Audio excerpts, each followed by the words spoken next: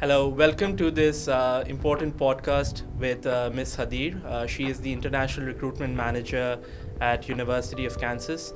And today we will be talking about the university in general, the popular courses that are on offer, and the exciting scholarship opportunities that students have.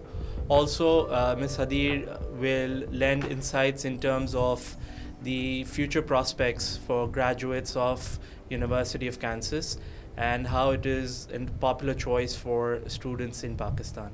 So, welcome, Ms. Hadeir. Thank you for coming in. Thank you so much for having me. I'm excited to share about KU. Good to hear. So, if you can perhaps start with talking a little bit about the background of the university and where it is located in the United States, Yeah. and a little bit about the university itself. Okay. So, as you said, I represent the University of Kansas, and we're a Tier 1 public research university, which means that we prioritize research. So, we receive a lot of funding from the US government dedicated to our research, so our undergraduate students can start research as soon as their freshman year. There is 38 universities, public universities in the U.S., where students can start doing research in their freshman year. The rest of the universities, students can only do research in their master's or PhD. So that's a great advantage. Certainly. We are located in Lawrence, Kansas, in the middle of the U.S. And Lawrence is ranked as one of top 10 best college towns in the U.S. We are 45 minutes drive from Kansas City, which is a major U.S. city. Kansas City has the headquarters of a lot of larger companies, which provide students with a great opportunity for internship or finding a job after graduation. It's good to know. So, for international students, what are the popular courses that you find University of Kansas being a popular option for? Yeah, that's a good question. So we're popular for all STEM majors since we're a Tier 1 research university. We do offer arts as well, but our top majors are STEM majors. Some of the popular majors are within the School of Engineering. So for example, computer science, electrical engineering. One fun fact about our computer science and electrical engineering department is that Brian McKeldin, the co-founder of Google Earth, the app, he's a current professor in our School of Engineering, and he's a KU grad as well. And if you download Google Earth and zoom all the way in, you will find that the center of Google Earth is his house in Lawrence, Kansas, where the university is. It's intriguing. Yeah, so definitely computer science, electrical engineering. Our top major is aerospace engineering as well, and it's ranked number 1 worldwide in terms of aircraft design. One of our top employers is NASA. So we have 4 KU alumni that are currently NASA astronauts. Another popular majors are within the School of Business. So business analytics is one of the top majors. The good thing about our School of Business is that most of our business majors are STEM majors. School of Architecture is very popular. Our architecture program is 5 years, and students graduate with a master's. So it's 4 years for bachelor's, and they add only 1 year, and they graduate with a master's degree. So those are some of the popular majors. And of course, we have all the sciences, so all the biology, chemistry, psychology, physics, astronomy. We have a lot of different majors. It's good to know. You mentioned, and it's very interesting to know about the founder of Google Earth being part of the KU grad alumni network. So I'm sure that the university has also adapted well in terms of the advent of AI that has recently, in the last couple of years, taken the world by storm. And a lot of students are now obviously interested that in addition to pursuing computer science, they would also like to take up modules or subjects related to AI. So is that going to be something that a student can find at the University of Kansas? Yes. And if so, how is it sort of adapted to this recent change? Yes.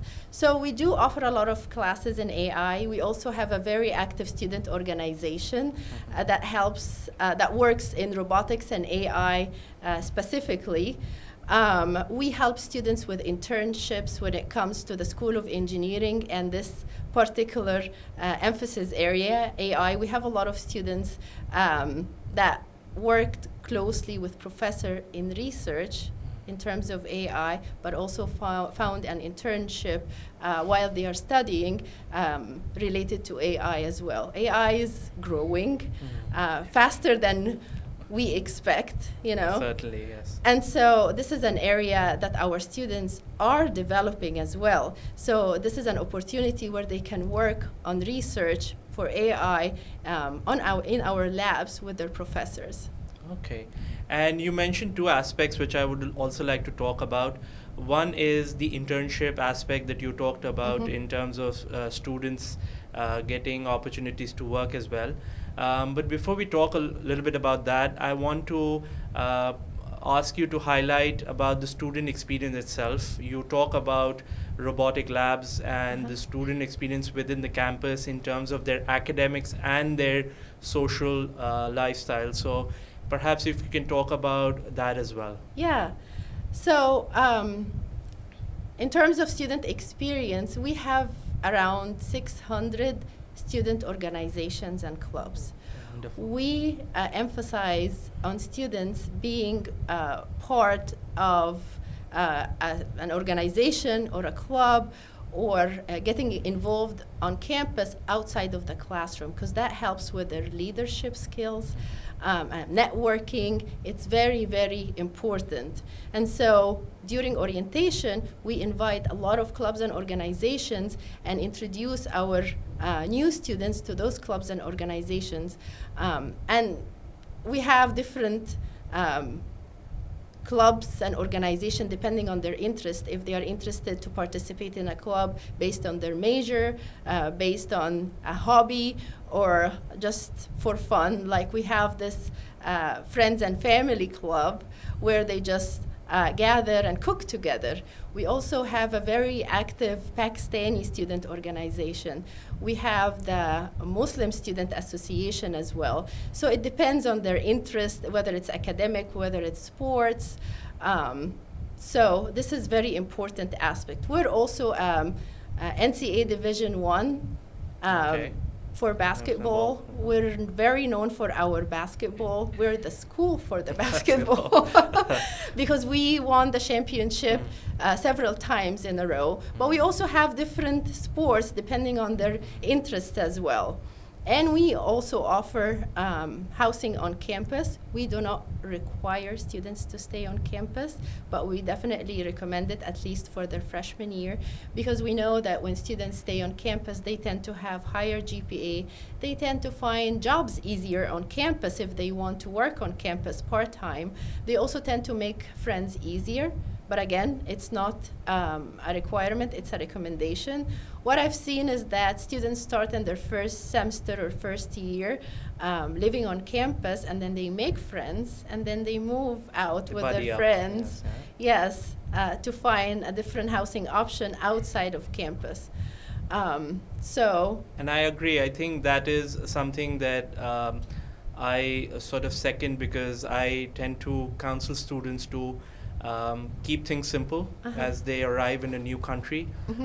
And on-campus accommodation affords them that luxury where they do not have to necessarily worry about the facility itself, because it is designed for students, and the proximity to the campus also helps in terms of focusing on your academics, focusing on your student experience for the first year. Correct. At least. And once you've sort of established yourself, you've sort of identified different areas where you can perhaps be more budget conscious, then it's fine to move on.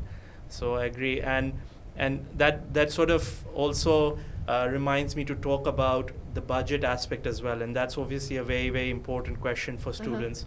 So can you perhaps tell us a little bit about the tuition fees, typical tuition fee for a course at the University of Kansas, and the scholarship opportunities that are available to students as well. Yes. So our tuition and fee is around $29,000 per year. This is only tuition and fee without any living expenses. Living expenses is around $16,000. We offer a lot of scholarships to our international students, and our scholarships are all merit-based, so depending on the GPA. So if students have 3.25 GPA or higher, they will get a scholarship. We have 5 different scholarships. They start at $8,000, $10,000 per year, $12,000, 14, and the highest is $16,000. So if a student receives the $16,000, it's equivalent to in-state tuition, so they pay the same amount as a domestic American student would pay, and it's a little bit higher than more than 60% of the tuition. That's quite remarkable because that really slashes it down. So this is true for all years of study? All years. It's renewable up to 4 years for freshmen. They just need to maintain a 3.0 GPA. Also, the scholarship is automatic, so they don't have to apply for it. They will be considered for the scholarship when they apply for admissions. So this is the scholarships that they receive from our international office. There is more scholarships, depends on the major. So for example, we do have the SELF program, SELF, SELF program. This program, or it's called the SELF Fellowship, and this fellowship is for engineering students who are interested to take some business classes. So they are interested in a leadership position in an engineering company. So they can apply to the SELF program. This program comes with a $30,000 scholarship for the 4 years, and so students can combine the scholarship from the SELF program with the scholarship that they receive from our office. There's a lot of different options for scholarships per major, just to give students opportunity to apply and be able to finance their studies in the US. So this makes it seem as a very affordable option.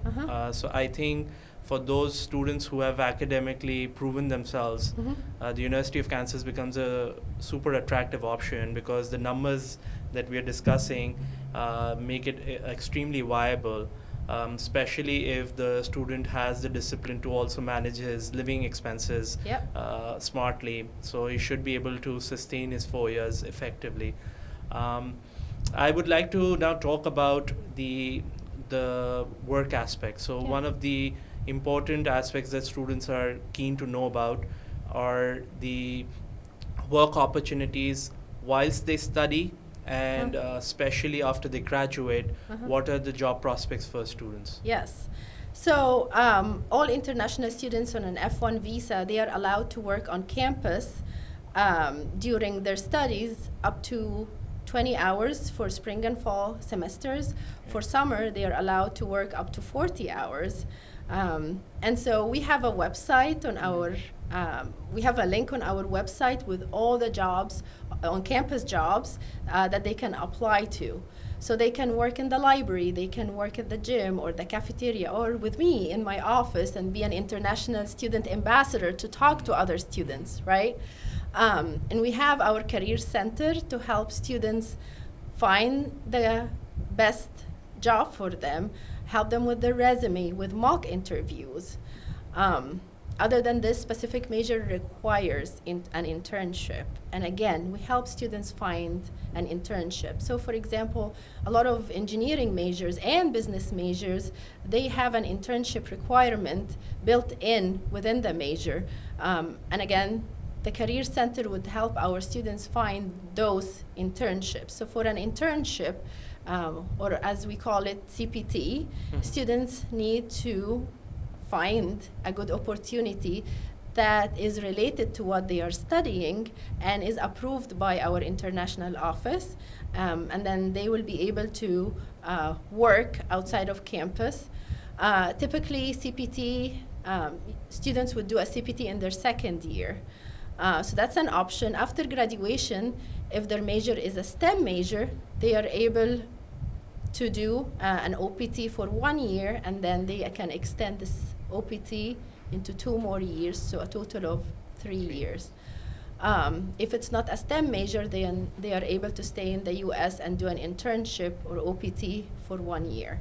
Again, our Career Center is very, very involved with our students to find internships, CPTs, or OPTs. We invite employers to campus maybe 2 or 3 times a year, bigger employers, so national and international employers. Some of our bigger employers are NASA, Tesla, Amazon, Google.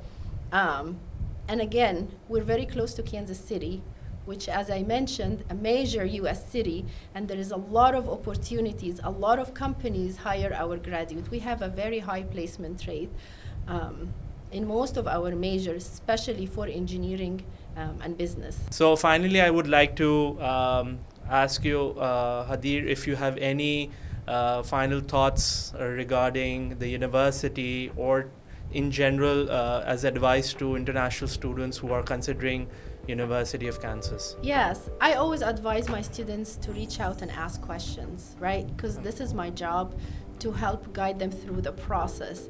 I like when students email me or reach out to ask specific questions, because that means that they are interested, they want to know more, right? It doesn't hurt to ask. So please reach out, don't be shy, ask all your questions, ask for scholarships, ask about the difference between scholarships.